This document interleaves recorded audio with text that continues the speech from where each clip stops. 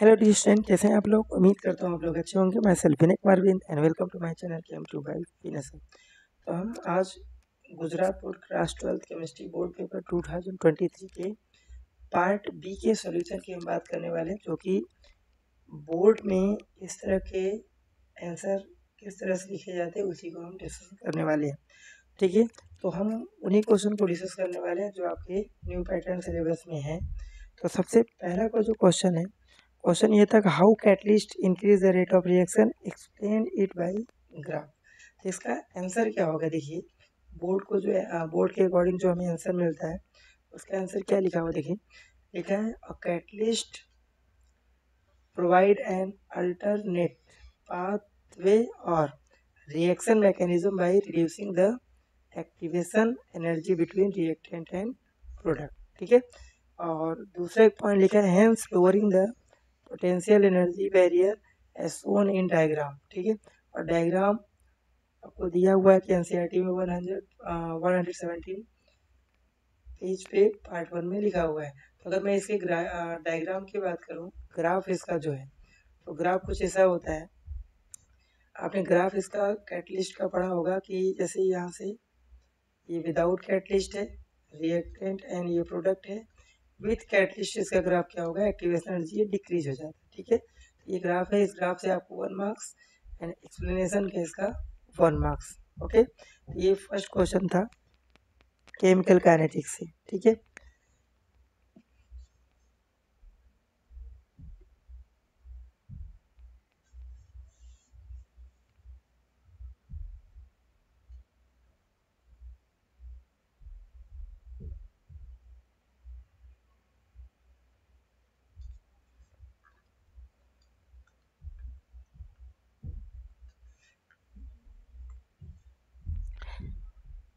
तो नेक्स्ट जो क्वेश्चन है, क्वेश्चन नंबर 3 एक क्वेश्चन है जो कि आप कार्बन कोऑर्डिनेशन कंपाउंड से है। क्वेश्चन ये था, explain the nature of bonding in metal carbonyl. ठीक है, ये क्वेश्चन 4 मार्क्स में भी आता है और ये क्वेश्चन 2 मार्क्स में भी आया है 2023 में। तो 4 मार्क्स में आएगा तो उसको डिटेल में आपको लिखना है, उसमें स्ट्रक्चर वगैरह बनाने हैं। और 2 मार्क्स में है तो 2 मार्क्स में आपको एटलीस्ट इतना लिखना है जो कि ये बोर्ड का आंसर है। ठीक है, तो क्या लिखा है answer, the metal carbon bond in metal carbonyl process both sigma and pi character. ठीक है, एनसीईआरटी में आपको एक पॉइंट मिलेगा। और उसके बाद दूसरा पॉइंट ये लिखा है कि सिग्मा बॉन्ड फॉर्म कैसे होता है। तो यहाँ लिखा है the metal carbon sigma bond is form by donation of lone pair electron on the carbonyl carbon into vacant orbital of metal. And second point pi bond से रिलेटेड लिखा, pi bond किस तरह से फॉर्म होता है। The metal carbon pi bond is form by donation of pair of electron from the filled d orbital of metal into vacant anti-bonding pi orbital of carbon monoxide। Okay, ये आपको NCERT में इसके line to line आपको मिलेगा। और next point एक लिखा है, the metal to ligands bonding create a synergic effect which strengthen the bond between CO and metal. ठीक है, ये आपका 1.5 नंबर का पॉइंट यहाँ तक हुआ। तो पहले आपको सिग्मा बॉन्ड कैसे बना है, दूसरे में पाई बॉन्ड कैसे बना है, और तीसरे में सिनर्जिक बॉन्ड के बारे में बोल रहा है। ठीक है, तो इतने से आपको 1.5 नंबर मिलेगा। अब आगे देखिए, यहाँ पर 0.5 मार्क्स जो है वो इस डायग्राम का है, जो कि आपको एनसीईआरटी में सिनर्जिक बॉन्ड का डायग्राम है। यहाँ से आपको देखो लिखा है 0.5 मार्क्स यहाँ से मिलेगा। ये जो भी आपको आंसर देखने को मिल रहा है वो आपका बोर्ड का आंसर है, जो कि बोर्ड में टीचर को मिलता है इस तरह से मार्किंग करने का गुजरात बोर्ड में। ठीक है, नेक्स्ट जो क्वेश्चन है वो प्रिपरेशन से है। क्वेश्चन ये है, ठीक है, ये आपका हेलो एल्केन से है। क्वेश्चन ये था, write down the chemical equation to prepare following substance from 1 chloropropane.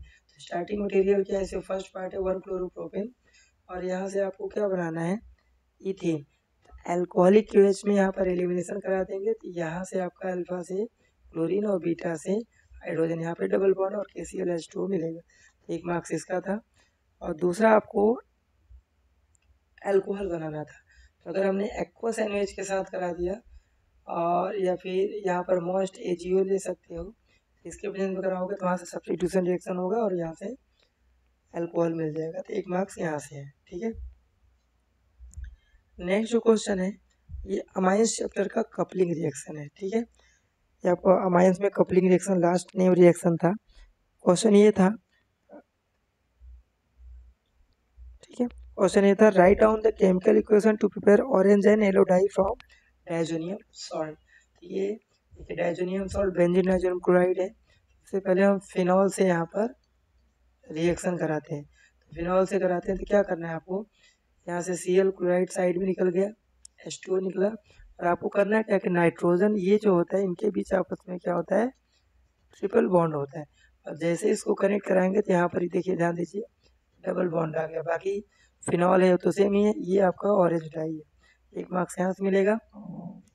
दूसरा है येलो डाई, तो यहाँ पर फिनॉल के प्लेस पे आप अगर एनिलीन ले लेंगे, ठीक है, और सेम रिएक्शन यहाँ पर देखिए इसमें और इसमें क्या अंतर है, OH इसमें एनिलीन है, बाकी साइड में क्लोराइड एंड वाटर सेम है, तो 1 मार्क्स आपको यहाँ से मिलेगा। ओके, ये क्वेश्चन नंबर 5 था जो कि अमाइंस चैप्टर से था। नेक्स्ट जो क्वेश्चन है, ठीक है, वो बायोमॉलिक्यूल्स है।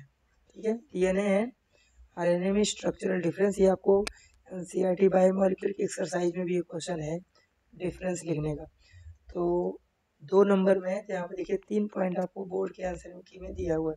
सबसे पहले DNA में क्या सुगर माइस्टी बीटा डी डीऑक्सीराइबोज होता है और इसमें बीटा डी राइबोज होता है। दूसरा पॉइंट है DNA में contain 4 base adenine guanine cytosine and thymine होता है। RNA में adenine guanine cytosine and uracil जो होता है वो अलग होता है, बाकी फर्स्ट 3 सेम है। And third point, it has double helical structure, इसका सिंगल हेलिकल स्ट्रक्चर। ये 2 मार्क्स का था। NU2 में कोई भी आप 2 पॉइंट आप लिखेंगे तो आपको यहाँ से, यहाँ साफ साफ बोर्ड में लिखा हुआ है NU2 correct point give 2 marks. ठीक है, नेक्स्ट यहाँ से जो क्वेश्चन है उसी को क्वेश्चन को और में करके दिया था, और वाला जो क्वेश्चन का आंसर है, क्वेश्चन ये था पहले कि what is the effect of denaturation of structure of protein. Denaturation क्या होता है, protein lose their it's biological activity, इसी को हम बोलते हैं डीनेचुरेशन ऑफ प्रोटीन।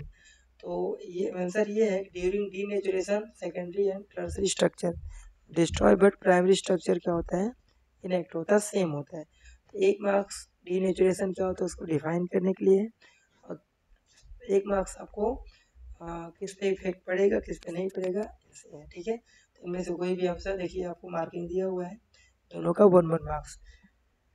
उसके बाद 7 जो क्वेश्चन था नेचुरल रबर, ये आपके सिलेबस में नहीं है, इसको स्किप कर जाना, आपको पढ़ना ही नहीं है। नेक्स्ट क्वेश्चन है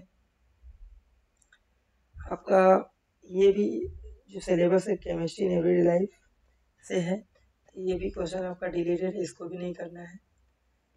नेक्स्ट जो क्वेश्चन आएगा अपना सेक्शन बी, तो सेक्शन ए हमने डिस्कस कर लिया, अब आते हैं सेक्शन बी में। ठीक है, सेक्शन बी में अगर बात करें तो जो 9th क्वेश्चन है क्रिस्टलाइन एमोर्फस, ये सॉलिड स्टेट्स है, ये भी आपका सिलेबस में नहीं है। ओके, जो सिलेबस में नहीं है उसको डिस्कस नहीं करने। क्वेश्चन नंबर 10 बहुत इंपॉर्टेंट है, केमिकल काइनेटिक्स का, ठीक है, केमिकल काइनेटिक्स का एग्जाम्पल है। ठीक है, आप एग्जाम्पल देखें तो ये आपको क्वेश्चन मिल जाएगा।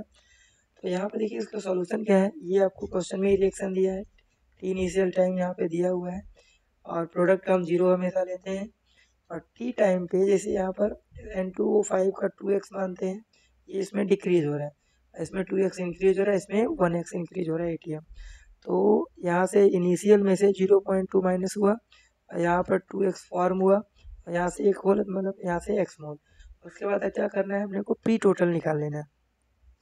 पी टोटल कैसे निकालते हैं, आप क्या करो, N2O5 N2O4 और O2 के प्रेशर को सबको सम कर लो। N2O5 का अपना ये हो गया, ठीक है, और N2O4 का यहाँ से 2x हो गया, और O2 का कितना हो गया x। तो इसको सिंपली ये कैंसिल आउट हो जाएगा, तो क्या बचा 0.5 प्लस x, और इस यहाँ से P इक्वल टू होगा, ठीक है, पी टोटल, तो यहाँ से हम x की वैल्यू निकाल लेंगे। तो x की वैल्यू आया पी टोटल माइनस 0.5। और आगे अगर हम सॉल्व करें तो यहाँ से क्या होगा, P/5 equal to 0.5 minus 2x। अब क्या करो, PT की यहाँ पर जो वैल्यू था, x की वैल्यू है ना, x की जो वैल्यू है यहाँ पर देखिए, x की वैल्यू ये है, इसी को क्या करना है, P/5 की ये जो वैल्यू थे यहाँ पर x की वैल्यू यही, ये वैल्यू यहीं पर रख देना है। वैल्यू जब रखेंगे है ना, वैल्यू यहाँ पर जब रखेंगे तो देखिए यहाँ सोल्यूशन क्या बनेगा, ठीक है। इसको सिंप्लीफाई करेंगे तो 1.5 और माइनस 2 पी टोटल आ जाएगा। अब टी टाइम अपना 100 है, पी टोटल आपका इतना है, ठीक है। और P/2O5 का प्रेशर अगर निकालेंगे तो ये जो है पी टोटल, इसी जो वैल्यू यहाँ पर रख दीजिए तो आ जाएगा N2O5 का 0.46 आएगा, है ना।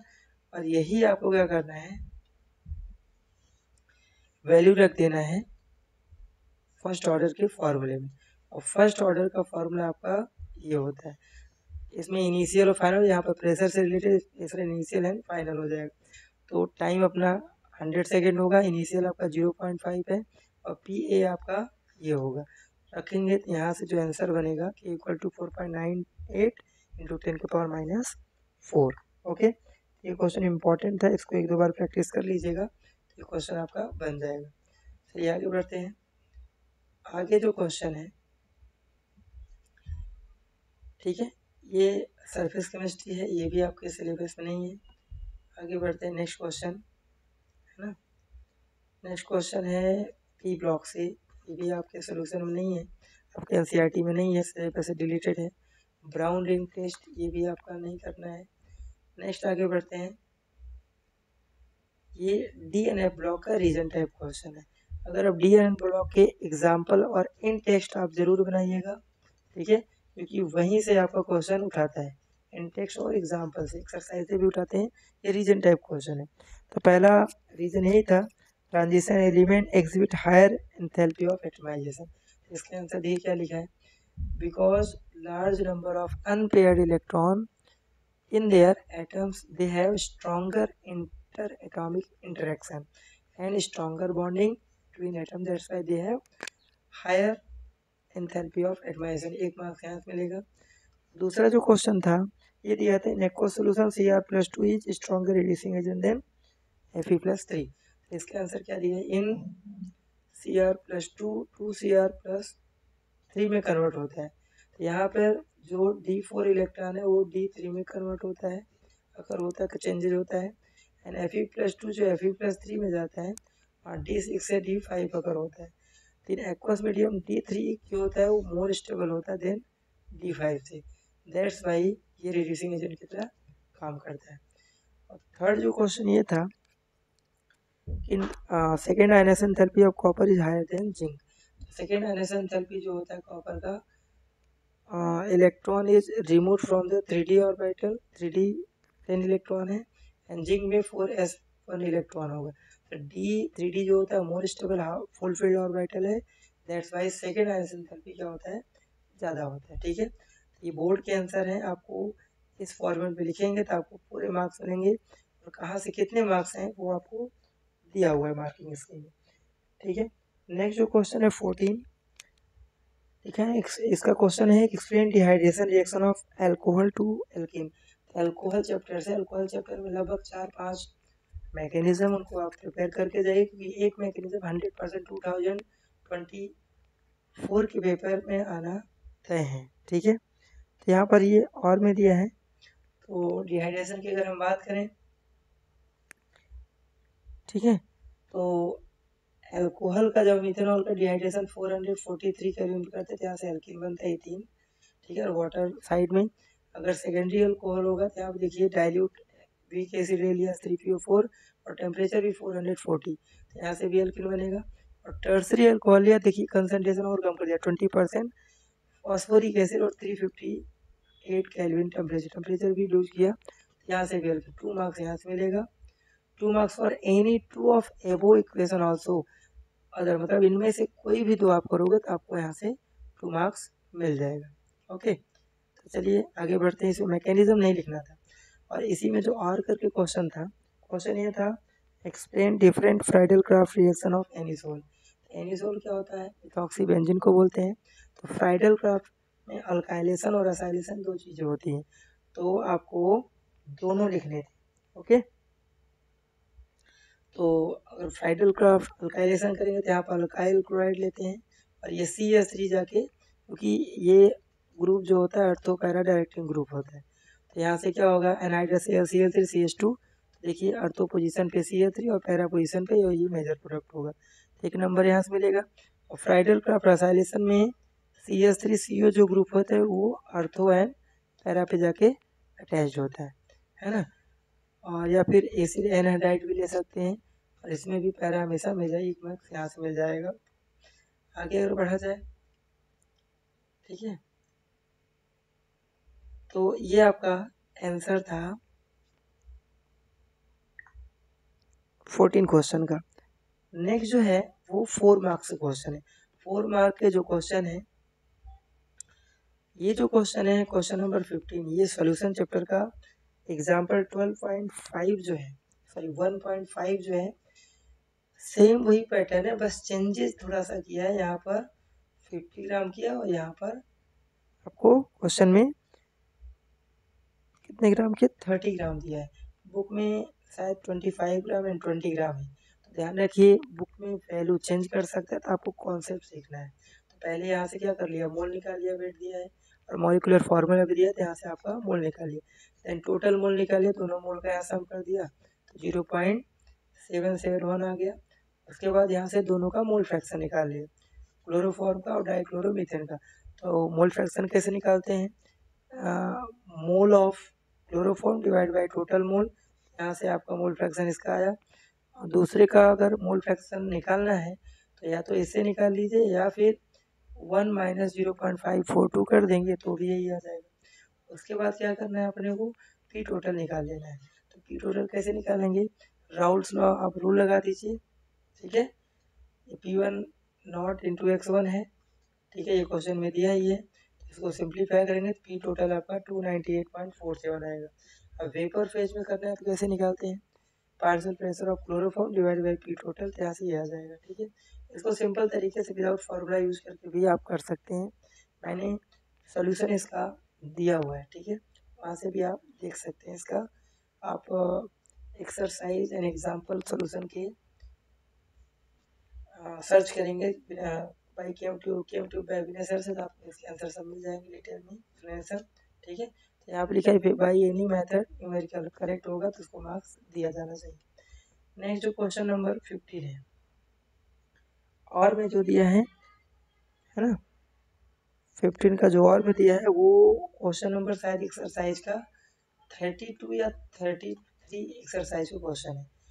तो ये भी हमने सोल्यूशन डिटेल में chemical kinetics, electrochemistry and solution के हमने यूट्यूब पे अपलोड किए हैं, तो आप जाके एक्सरसाइज सोल्यूशन करके सर्च करके केम ट्यूब बाई सर्च करके आप देख सकते हैं, ठीक है। तो ये एग्जैक्ट क्वेश्चन है, 32 या 33 एक्सरसाइज का क्वेश्चन है। तो आप देख लीजिए, यहाँ से मोलरिटी निकाल लिया है, और आयनाइज करेंगे तो यहाँ से अल्फा की वैल्यू Ka/C होता है, यहाँ से निकाल लिया है, ठीक है। ये सॉल्व करेंगे। उसके बाद अल्फा डिग्री ऑफ, यहाँ से क्या निकाला है, डिग्री ऑफ डिसोसिएशन, यहाँ से I-1 N-1 होता है, ठीक है। उसके बाद यहाँ से I की वैल्यू निकाल लिया, I की वैल्यू है 1.0655, 1 मार्क्स यहाँ से मिल जाएगा। फिर डेल्टा TF आप निकाल लोगे तो IKF इंटू है, तो I की वैल्यू निकाल लिया, KF की वैल्यू वाटर 1.86, और मोलरिटी आपने निकाला है, तो यहाँ से ये आ जाएगा, 1 मार्क्स यहाँ से मिल जाएगा। तो पूरा यहाँ से दिया हुआ कहाँ से कितने सही होंगे, कहाँ तक, तो आपको कितने मार्क्स मिलने वाले हैं।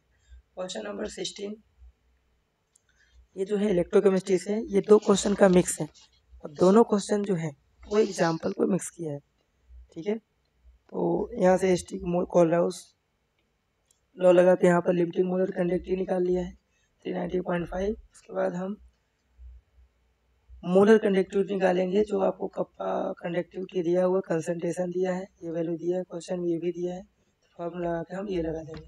उसके बाद आप डिग्री ऑफ डिसोसिएशन निकालने क्या है, molar conductivity eight given concentration divide by infinite. तो यहाँ से आपका अल्फा आ जाएगा। और उसके बाद क्वेश्चन में ये पूछा था डिसोसिएशन कांस्टेंट कितना होगा, तो ये एक फार्मूला होता है, कंसंट्रेशन और अल्फा की वैल्यू रख के सॉल्व करेंगे तो 1.847 इंटू 10⁻⁵ आ जाएगा। ओके, क्वेश्चन नंबर 17 जो है वो कोऑर्डिनेशन कंपाउंड का क्वेश्चन है। तो क्वेश्चन ये था, आपको कॉम्प्लेक्स कंपाउंड दिया है, ऐसे पूछा है 5 अनपेयर्ड इलेक्ट्रॉन, ऐसे में पूछा है कितने अनपेयर्ड इलेक्ट्रॉन है, 1। इसको प्रूफ है, इसमें 5 है, इसमें 1 है। तो देखिए Mn का जो एटॉमिक नंबर होता है 25 इलेक्ट्रॉनिक कॉन्फिगरेशन करेंगे, आयरन पे मैग्नीज पे +2 है, तो ऐसे यहाँ से इलेक्ट्रॉन 0 हो जाएगा इसमें। तो यहाँ पर 5 है, क्योंकि वाटर जो होता है वो वीक फील्ड एजेंट होता है। तो यहाँ पे देखिए क्या लिखा है, बोर्ड का जो आंसर की है, Mn+2 ion has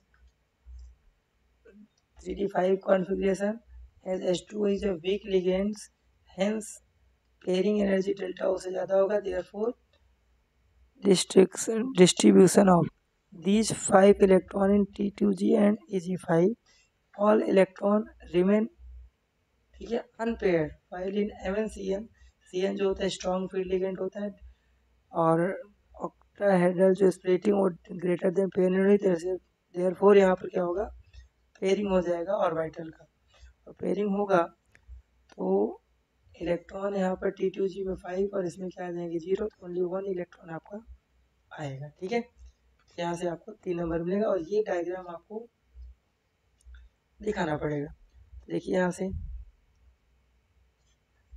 ठीक है, यहाँ से रेटिंग हुआ तो यहाँ से T2G नीचे ऑक्टाइडल में, यहाँ पर ऊपर पेयरिंग एनर्जी अगर ज़्यादा है 3 इलेक्ट्रॉन और 4-5 इलेक्ट्रॉन यहाँ से आएगा। अगर डेल्टा O P से ज़्यादा है तो यहीं पे पेयरिंग हो जाएगा, पहले 1-1 इलेक्ट्रॉन, फिर 4-5 इलेक्ट्रॉन, एक अनपेयर्ड इलेक्ट्रॉन है। ठीक है, डायग्राम को भी इसको यहाँ दिखा देना है। नेक्स्ट जो क्वेश्चन है वो है एल्डिहाइड चैप्टर का एक्सरसाइज का एग्जैक्ट क्वेश्चन। एक चीज़ मैं बता दूँ, ऑर्गेनिक के केमिस्ट्री से जो क्वेश्चन होंगे वो आपके वैल्यू नहीं चेंज करेगा, सेम टू सेम क्वेश्चन देगा। तो इसके भी जल्दी सोल्यूशन आपको अपलोड हो जाएंगे। ठीक है, एल्डिहाइड के जितने भी इम्पोर्टेंट नेम रिएक्शन और एक्सरसाइज के इम्पोर्टेंट क्वेश्चन है उसका वीडियो जल्दी आने वाला है। तो अगर आप चैनल पर नए हैं तो चैनल को लाइक शेयर सब्सक्राइब ज़रूर करें और बेल आइकन को भी प्रेस कर लें ताकि आपको आने वाली वीडियो की नोटिफिकेशन मिलती रहे। तो देखिए इस कंपाउंड ऑफ सेंटेंस पढ़ेंगे, क्वेश्चन होगा आपके पास 23 का। तो वहाँ पर एक कंपाउंड जो होगा वो, अगर कंपाउंड आपने पहचान लिया क्या है तो वहाँ से आपको 0.5 मार्क्स मिल जाएगा। जैसे ये कंपाउंड यहाँ पर है, ठीक है, उसका फॉर्मूला दिया था क्वेश्चन में C9H10 और ऑक्सीजन कितना दिया है O। ये कंपाउंड आपका ये होगा। और इस कंपाउंड का ऑक्सीडेशन कराएंगे, यहाँ पर दोनों जगह ये कार्बोक्सिलिक एसिड आ जाएगा। उसका 2,4-DNP के साथ कराएंगे तो यहाँ से ये कंपाउंड और 1 मार्क्स यहाँ से मिलेगा। अगर इसी को आप रिएक्शन कराएंगे किसके साथ, टॉलेंस रिएजेंट के साथ, ये कार्बोक्सिलेट आयन Ag और 4NH3 and 2H2O मिलेगा।